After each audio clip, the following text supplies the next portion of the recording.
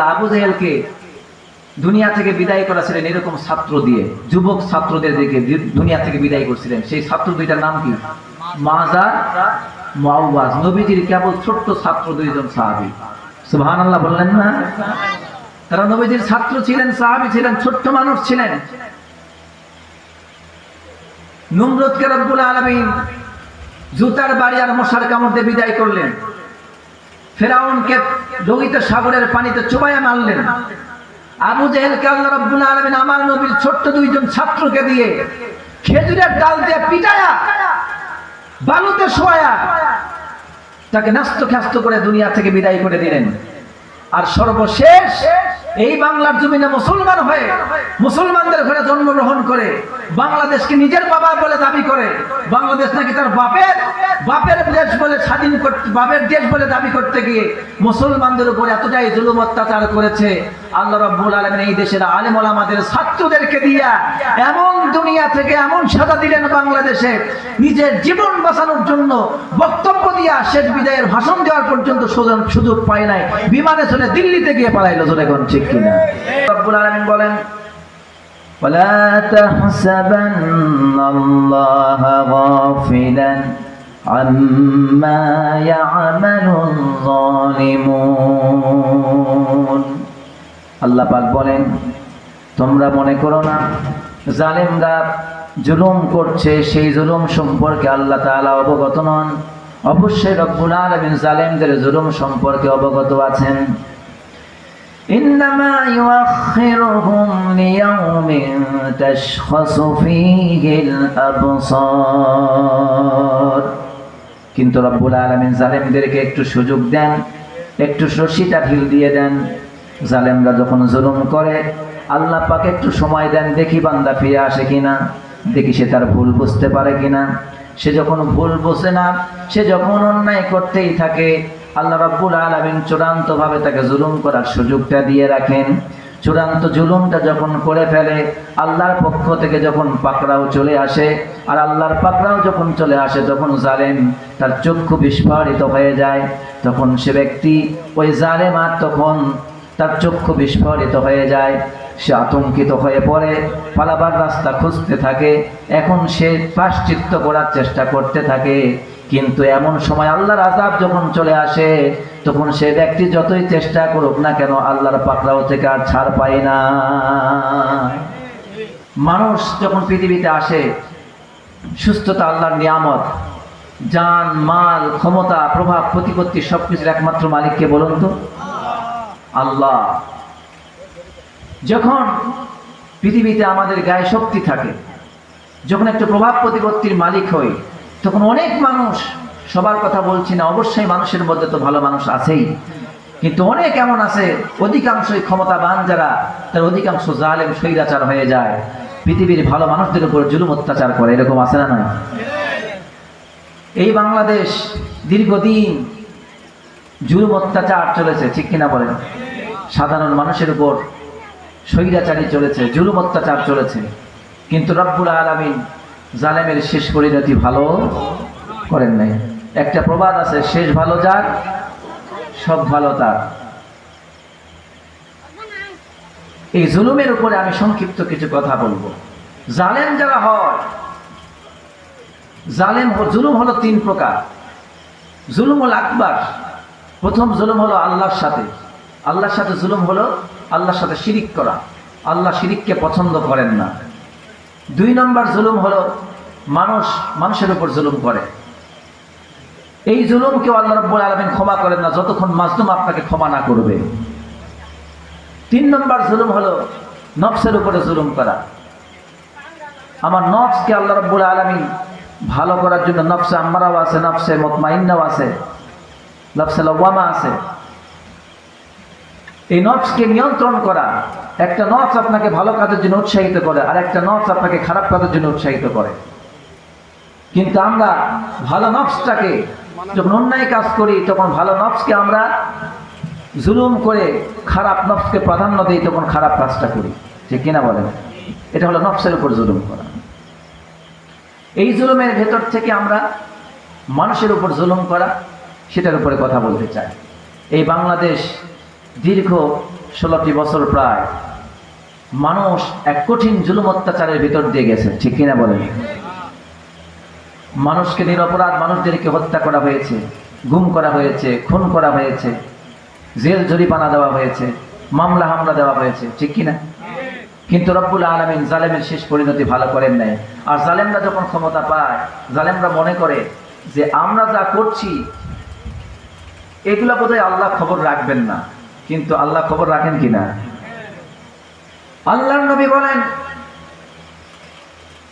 ইন্নাল্লাহা ইউমলি লিল-যালিম, নিশ্চয় রব্বুল আলামিন জালেমদেরকে রশি ঢিল দিয়া রাখেন।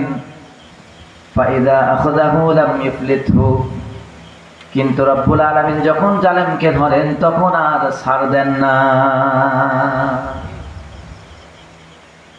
আয়াত আর হাদিস মিলাই বললাম। আয়াতে আল্লাহ বললেন, জালেমরা যা করে মানুষ যেন মনে না করে যে সেই জালেমদের কৃতকর্ম সম্পর্কে আল্লাহ বোধহয় কিছুই দেখছেন না। আল্লাহ সব দেখতেছেন, কোন নিরপরাধ মানুষের উপর জুলুম হচ্ছে, কোন নিরপরাধ মানুষদেরকে ফাঁসি দেওয়া হচ্ছে, কোন মানুষগুলির উপর মামলা দিচ্ছে, কে বাড়ির পাশে আপনার জমি দখল করতেছে, কে আপনার ব্যবসা বাণিজ্য ধ্বংস করতেছে, কে আপনার বাড়ির পাশে রাস্তাটা বন্ধ করে দিচ্ছে, সব জুলুম আল্লাহ দেখতেছেন কিনা? আপনার হাতে একটু ক্ষমতা আছে, কয়েকটা সন্তান আপনার বেশি আছে, সন্তান সন্ততি বেশি, তাই এই মনে করে আপনি যদি মনে করেন যে আপনাকে আল্লাহ ধরবেন না, তাহলে এটা আপনার হবে সবচেয়ে ভুল, সবচেয়ে বড় ভুল, ঠিক কিনা? জালেম শুধু আমাদের রাষ্ট্রই করে, সরকারই করে, আমরা বোধহয় করি না। হ্যাঁ, মানুষের পানির রাস্তা বন্ধ করে দেই, তারপরে মানুষের রাস্তা, যে রাস্তা দিয়ে মানুষ চলাফেরা করে, কত সময় ওই রাস্তা মানুষ বন্ধ করে দেয়, আছে না নাই? আবার জমি যদি দুর্বল হয় পাশের জমিওয়ালা, তাহলে আল কাটতে কাটতে কাটতে কাটতে তার জমির মধ্যে চলে যায়, আছে না নাই? এরকমের জালেম আছে না নাই? জালেম শুধু ওখানে নাই, একজন স্বামীও জালেম হতে পারে, সে যদি তার স্ত্রীর উপর জুলুম করে। ওই স্বামী তো সবচেয়ে বড় জালেম, যেই স্বামী তার স্ত্রীর মোহরানা এখনো আদায় করেন। যেই স্বামী বিয়ে করেছে, এখন বয়স তার বুড়া হয়ে গেছে প্রায়, এখনো পর্যন্ত মোহরানাটাই দেয়নি, এখনো মাপ চেয়ে বসে আছে। আল্লাহ তো আপনার উপর মোহরানা দেওয়া ফরজ করেছেন, আপনি মাপ চাইলেন কেন ভিক্ষুকের মতো? এই যে আমরা জুলুম করতেছি, সব জুলুম থেকে বেরিয়ে আসতে হবে। নবীর উম্মত আমরা, নবীর প্রত্যেকটি জায়গায় আমাদের অনুসরণ করতে হবে, ঠিক কিনা বলেন? বাড়িতে ভালো কিছু রান্না হয়, প্রতিবেশী গরিব, তার বাড়িতে একটু ঝোল পাঠানোর চেষ্টা করেন, মাঝে মধ্যে একটু খবর নেওয়ার চেষ্টা করেন। যদি সামান্য একটু মন চুল থেকে পান খসে, বছরের পর বছর যায়, প্রতিবেশীর খবর নেয় না, এটাও জালেম, আছে না? এরকম এই সব জুলুমই, সবই জুলুম। রাষ্ট্র জুলুম করে তার নাগরিকের উপরে, প্রতিবেশী জুলুম করে তার প্রতিবেশীর উপরে, ব্যক্তি জুলুম করে আরেক ব্যক্তির উপরে, স্বামী জুলুম করে স্ত্রীর উপরে। আবার অনেক স্ত্রী আছে পুরুষালী স্ত্রী, মেয়ে মানুষ কিন্তু পুরুষের মতো ব্যবহার, আছে না? এরকমের একটা যদি হাত ছাড়ে, পুরুষের আওয়াজ যতদূর যাবে না, ওই মেয়ের আওয়াজ তার চাইতে বেশি যায়, আছে না? এরকমের এরকম স্ত্রী নারীরাও জালেম আছে। সবাই জুলুম করতেছে। আল্লাহ তাআলা প্রত্যেকটি জায়গা থেকে আমাদের জুলুম থেকে বেরিয়ে আসা তৌফিক দান করুন, বলে না আমিন। কোনো জুলুমই ভালো না, জুলুম হলো অন্ধকার। কিয়ামতের দিন এই জুলুম অন্ধকার হয়ে উঠবে, এই জুলুম আপনাকে আমাকে জাহান্নামে নিয়ে যাবে। আল্লাহ তাআলা মাফ করুন, বলে আমিন। আল্লাহ রাব্বুল আলামিন বলেন, মানুষ জুলুম করে, জুলুম করতে করতে যখন একবারে নিম্ন পর্যায়ে চলে আসে, আমি রব্বুল আলামিন তখন তারে গ্রেফতার করি। ইন্না বাতশা রাব্বিকা লাশাদীদ। আর আমি যখন তারে ধরি, তখন আমার হাত থেকে ছোটাবার মতো আর কোনো ক্ষমতা কারো থাকে না। আল্লাহ রাব্বুল আলামিন কাউকে সম্মানিত করেন, আবার কাউকে অপমানিত করেন, কাউকে ক্ষমতা দেন, কারো কাছ থেকে ক্ষমতা ছিনিয়ে নেন। আল্লাহ রাব্বুল আলামিন যখন কাউকে সম্মানিত করেন, জেলখানার মধ্যে বন্দি রেখেও সম্মানিত করেন। আবার যখন কাউকে অপমান করতে চান, ক্ষমতায় বসায় রেখেও রব্বুল আলামিন অপমান করতে পারে, ঠিক কিনা? যেমন করে ইউসুফ আলাইহিস সালাম আর জুলাইখা ক্ষমতায় ছিল, আজিজ মিশরের স্ত্রী ছিলেন, রানী ছিলেন। রানী থাকার পরেও ক্ষমতায় থেকেও জুলাইখাকে দেশের মানুষ যেমন জানতো ধোঁকাবাজ মিথ্যাবাদী একজন দুশ্চরিত্রা নারী। ইউসুফ আলাইহিস সালাম জেলখানায় বন্দী ছিলেন, কিন্তু কারাগারে বন্দী থেকে ইউসুফ আলাইহিস সালামের উপর মামলা দেওয়া হলো ধর্ষণ করার। কিন্তু বলুন তো, ইউসুফ নবীর সামান্যতম কি সম্মান কমেছে নাকি? ইউসুফ নবীর সম্মান জেলখানায় রব্বুল আলামিন বাড়ায় দিয়েছেন। আর জুলাইখাকে রানীর আসনে বসায় অপমানিত করেছেন। বাংলাদেশের প্রধানমন্ত্রী ধর্মের বিরুদ্ধে গিয়েছে, ধর্মনিরপেক্ষতা নিয়েছে, বাছাই করে নিয়েছে। তারা ধর্মের বিদ্বেষী করতে গিয়ে, ধর্মের বিরুদ্ধাচরণ করতে গিয়ে ক্ষমতায় থেকে রব্বুল আলামিন তাদের জিল্লতির সাথে, লাঞ্ছনার সাথে বাংলা থেকে বিদায় করলেন। আর আমাদের আল্লামাকে সম্মানের সাথে শাহাদাতের মর্যাদা দিয়ে আল্লাহ রব্বুল আলামিন দুনিয়া থেকে বিদায় করে নিলেন। জোরে কোন সুবহানাল্লাহ। এই জালেম ক্ষমতায় এসেছিল মানুষ হত্যা করে, লাশের উপর নৃত্য প্রদর্শন করে। আবার যখন ক্ষমতা ছেড়ে পালালো, তখন এই দেশের হাজারো মায়ের বুক খালি করে, হাজারেরও অধিক সন্তানের বুককে ছাতরা করে দিয়ে গুলি করে, হাজারো সন্তানকে পঙ্গু করে দিয়ে, হাজারো সন্তানকে অন্ধ বানায় দিয়া, পঙ্গু করে দিয়ে তারপরে এই বাংলা ছাড়লো। ধরে কোন ঠিক কিনা? এর চাইতে বড় জালেম কি আর হতে পারে? মানুষকে গুম করতে, খুন করতে, হত্যা করতে, ফাঁসি ঝুলাতে, এই দেশের ইসলাম প্রিয় মানুষকে জুলুম অত্যাচার করতে করতে এতটাই নিচে নেমেছে। আর নিচে নামার জায়গা যখন ছিল না, তখন রব্বুল আলামিন এই জালেমকে শাস্তি দেওয়ার জন্য, এই জালেমকে পতন করবার জন্য আল্লাহ তাআলা ছাত্র জনতাকে খেপায়া দিলেন। বলেন না আল্লাহু আকবার। এই পৃথিবীতে যে যত বড় জালেম হয়েছে, আল্লাহ তাআলা তার পতন ঘটাইছে তত ছোট জিনিস দিয়া। নমরুদ দেশে বেড়েছিল, পতন করেছেন কি দিয়ে? তাও সুস্থ মশা না, কি মশা দিয়ে? ল্যাংড়া মশা, আর সাথে জুতার বাড়ি ফিরি নাকি? ফেরাউন বাড়ছিল খুব বেশি, এমন বাড়লো নিজেকেই আল্লাহ বা রব বলে দাবি করলো। তখন আমাদের বাংলাদেশের যমুনার মতো নদী না, কোথায় মানলেন? জুবাই, লোহিত সাগরে, হ্যাঁ সেখানে জুবাইয়ে মানলেন, ঠিক কিনা বলেন?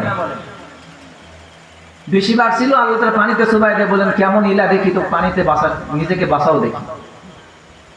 তুমি কেমন ইলা নমরুদ, সামান্য একটু মশার কামড় একটু ব্রেনের মধ্যে ঢুকাই দিছে, একটু বাঁচো। তুমি কেমন ইলা নিজেকে দাবি করো, একটু বাঁচার চেষ্টা করো। বাঁচতে পারছে? আবু জেহেল খুব বড় বাড়ছিল, আমার নবীকে মক্কায় থাকতে দেয় নাই। মক্কায় সকল কাফেরেরা ষড়যন্ত্র যা করেছিল, তার মধ্যে একটুটা হলেও নমনীয়তা ছিল। বিভিন্ন কাফের নেতারা বলল, মোহাম্মদ তাকে হত্যা না করে বন্দি করে রাখি। আবার কেউ পক্ষ বলল যে তাকে বন্দি না করে দেশ থেকে আমরা বহিষ্কার করি, তা অন্তত বেঁচে থাকবে। কিন্তু আবু জেহেল বলল, না না, বন্দিও করে রাখা যাবে না, দেশ ছাড়াও করা যাবে না, ওনাকে রাখাই যাবে না, ওনাকে হত্যা করতে হবে। নাউযুবিল্লাহ বলেন। খুব বেশি বাড়ছিল। আল্লাহ তাআলা আবু জেহেলকে দুনিয়া থেকে বিদায় করেছিলেন এরকম ছাত্র দিয়ে, যুবক ছাত্রদের দিকে দুনিয়া থেকে বিদায় করছিলেন। সেই ছাত্র দুইটার নাম কি? মাজার, মুআওয়াজ। নবীজির কেবল ছোট্ট ছাত্র দুইজন সাহাবী। সুবহানাল্লাহ বললেন না? তারা নবীজির ছাত্র ছিলেন, সাহাবী ছিলেন, ছোট্ট মানুষ ছিলেন। নমরুদকে রব্বুল আলামিন জুতার বাড়ি আর মশার কামড় দিয়ে বিদায় করলেন। ফেরাউনকে লোহিত সাগরের পানিতে চুবাইয়া মারলেন। আবু জেহেলকে আল্লাহ রাব্বুল আলামিন আমার নবীর ছোট্ট দুইজন ছাত্রকে দিয়ে খেজুরের ডাল দিয়ে পিটায়া, বালুতে শোয়া, তাকে নাস্ত খাস্ত করে দুনিয়া থেকে বিদায় করে দিলেন।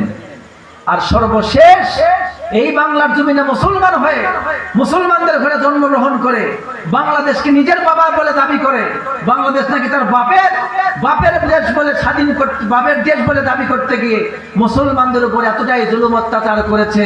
আল্লাহ রাব্বুল আলামিন এই দেশের আলেম ওলামাদের ছাত্রদেরকে দিয়া এমন দুনিয়া থেকে এমন সাজা দিলেন, বাংলাদেশে নিজের জীবন বাঁচানোর জন্য বক্তব্য দিয়া শেষ বিদায়ের ভাষণ দেওয়ার পর্যন্ত সুযোগ পায় নাই, বিমানে চলে দিল্লিতে গিয়ে পালাইলো। জোরে কোন ঠিক কিনা?